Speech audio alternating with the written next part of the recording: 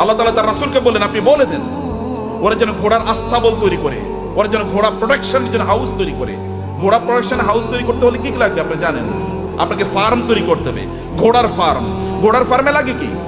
ঘোড়ার ফার্মে লাগবে তাহলে ঘোড়াকে প্রজনন করার জন্য একটা পদ্ধতি লাগবে, রিপ্রোডাকশন প্রসেস লাগবে, এবং ডাক্তার লাগবে, কারণ এখানে বিভিন্ন ধরনের রোগ তৈরি হবে, রোগের চিকিৎসা করার জন্য। আবার এগুলো কি খাবারের জন্য ব্যবস্থা লাগবে, এগুলো খাবার আসবে কোত্থেকে? আরেকটা ইন্ডাস্ট্রি তৈরি হবে, যখন এখন ফিশ ইন্ডাস্ট্রি তৈরি হবে। আবার এগুলোকে বিক্রি করার জন্য বাজার তৈরি হবে, মার্কেট প্লেস, বিশাল মার্কেট প্লেস, এবং সেখানে আবার কি ক্রেতা লাগবে, বিক্রেতা লাগবে, সেখানে আপনার ট্রেডার লাগবে, যারা ট্রেডিং করবেন এরকম লোকেরা লাগবে, যারা উৎপাদন করবে তারা লাগবে। আবার এদেরকে লালন পালন করার জন্য এই ঘোড়াগুলো একদল প্রশিক্ষিত লোক লাগবে, যারা সার্ভিসম্যান, যারা সার্ভিস দেবেন।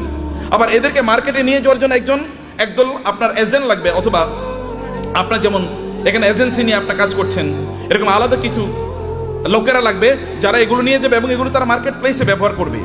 ফলে আপনি যখনই আল্লাহ তাআলা বলেছেন যে আপনি ঘোড়ার আস্তাবল তৈরি করেন, ফার্ম তৈরি করেন, ফার্ম তৈরি করা মানে হচ্ছে বিশাল ইন্ডাস্ট্রি তৈরি করা। এবং এই ইন্ডাস্ট্রির কথা মুসলমানরা বুঝেছেন।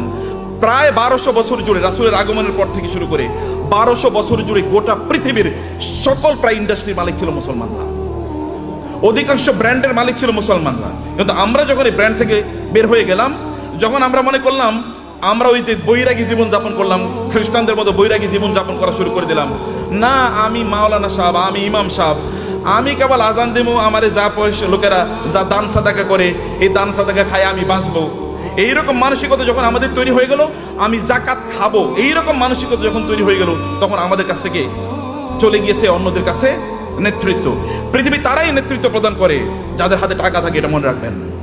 যাদের হাতে অর্থ থাকে তারাই পৃথিবী নিয়ন্ত্রণ করে। আমেরিকা কেন সুপার পাওয়ার? তাকে কেন ব্রিটিশরা সুপার পাওয়ার ছিল?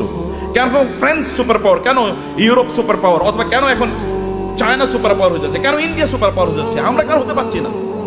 It is only because we don't possess money, property. সম্পদ আমাদের কাছে নাই, টাকা আমাদের কাছে নাই। আমরা ভিক্ষা করলে ওদের কাছে ভিক্ষা করা লাগে। বাংলাদেশের উন্নয়নের জন্য টাকা আসে কোথা থেকে?